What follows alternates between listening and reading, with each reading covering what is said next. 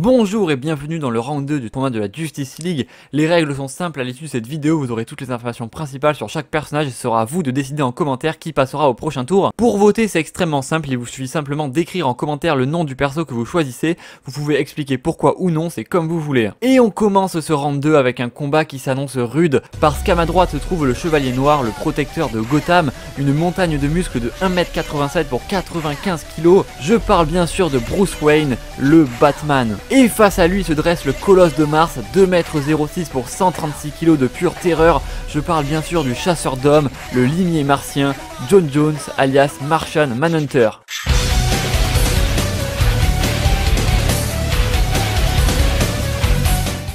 Et passons sans plus tarder à l'exposé de leurs capacités et de leurs faiblesses et à leurs précédents affrontements dans les comics. Martian Manhunter, vous le savez, est le dernier Martien vert et possède une multitude de pouvoirs extrêmement destructeurs. Il a un contrôle total sur son corps, pouvant ainsi modifier sa taille, son poids et même sa forme générale. Il peut adopter des formes très destructrices comme sa transformation en dragon qu'il affectionne particulièrement, et peut aussi changer de densité pour passer à travers les murs ou se rendre invisible. D'ailleurs, l'intangibilité, donc le fait qu'on ne puisse pas le toucher, est une de ses techniques favorites. Il possède aussi une régénération accélérée, il est invulnérable évidemment aux balles, aux lasers et aux poisons. Il possède aussi une vitesse très importante, mais bien sûr son pouvoir le plus dangereux, comme le dira Batman lui-même dans son plan pour contrer le limier martien, et l'ensemble de ses pouvoirs télépathiques. Il peut en effet lire les pensées, projeter des illusions ou encore lancer des attaques psychiques. Couplé à sa force redoutable et à ses excellentes techniques de corps à corps, Martian Manhunter peut vaincre à lui seul un groupe entier de paradémons. Cependant, il possède deux faiblesses principales. Tout d'abord, une vulnérabilité extrême au feu dont il est absolument terrifié, et il a raison car cela lui fait perdre ses pouvoirs,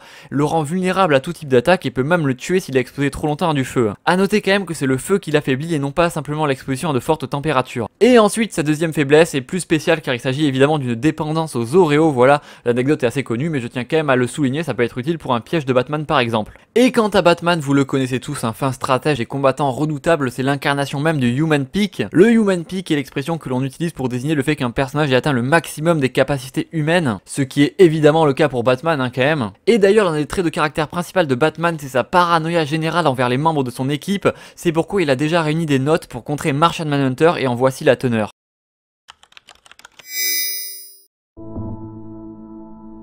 John pourrait poser de sérieux problèmes. Une grosse attaque incendiaire ne suffirait pas. Il faut trouver un moyen de le maintenir dans le feu. Peut-être transformer sa peau en quelque chose d'inflammable, à tester sur des martiens blancs si nécessaire. Résultat, magnésium, très hautement inflammable, peu coûteux, facile d'accès en grande quantité, 87% de chances de réussite.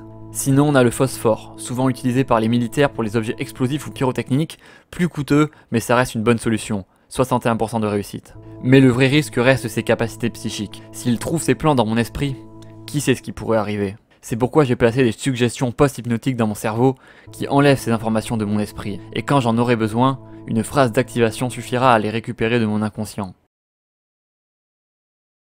Ah non, mais quand je vous dis que Batman est paranoïaque, le mec a vraiment tout prévu. Mais évidemment, en cas de force majeure, Batman possède d'autres atouts très importants qui se gênera évidemment pas d'utiliser, comme par exemple la Hellbat, une armure suffisamment puissante pour contenir Etrigan ou même battre Darkseid, mais au prix d'efforts surhumains qui le laissent dans un piteux état et donc vulnérable. Et évidemment, niveau faiblesse, Batman, c'est simplement un simple humain, donc en soi, une balle dans la tête suffira à le tuer à un moment où il s'y attend pas. Mais bon, trouver un moment où Batman ne s'y attend pas, faut le faire quand même. Et donc, comme vous pouvez le voir, Batman est prêt depuis bien longtemps à neutraliser le chasseur d'hommes, mais est-ce que cela peut vraiment suffire contre ses pouvoirs démesurés? Eh bien, on a une bride de réponse dans le Superman Batman numéro 29 de Mark Verheiden. Car effectivement, dans ce comics, on découvre un ennemi qui se fait passer pour Martian Manhunter, et lorsque le vrai Martian Manhunter pénètre dans la Batcave, Batman est là pour l'accueillir en pensant du coup que c'est l'ennemi. Il l'accueille donc bien gentiment à coups de gros lance-flammes, et malgré les flammes qui affaiblissent le Martien, eh bien il réussit à se dégager et à étrangler Batman. Preuve que de simples flammes ne peuvent pas vaincre Martian Manhunter. Bon, et après, évidemment, Batman se rend compte que c'est le vrai Martian Manhunter, du coup le combat s'arrête là. Mais c'est pas fini parce que dans l'excellent comics La Tour de Babel, qui est vraiment un classique des comics que je vous conseille, il y a un lien en description si jamais ça vous intéresse, le lien est affilié, ça soutient la chaîne, merci à ceux qui cliqueront dessus. Parce que oui, dans ce comics, Ra's al Ghul va mettre la main sur les plans de Batman justement et s'en servir pour neutraliser la Justice League. Et donc, conformément au plan de Batman, Martian Manhunter est recouvert de nanites qui convertissent la couche externe de sa peau en magnésium, le faisant s'enflammer lorsqu'il est exposé à de l'air. Et évidemment, c'est pas pratique quand notre planète entière est recouverte d'air. Il a seulement pu survivre en utilisant une combinaison hermétique, puis en attendant d'avoir perdu suffisamment de cellules cutanées pour fonctionner normalement. Mais en tout cas, ce plan reste extrêmement efficace pour contrer et neutraliser Martian Manhunter. Donc maintenant, c'est à vous de me dire dans les commentaires qui gagnerait entre Batman ou Martian Manhunter.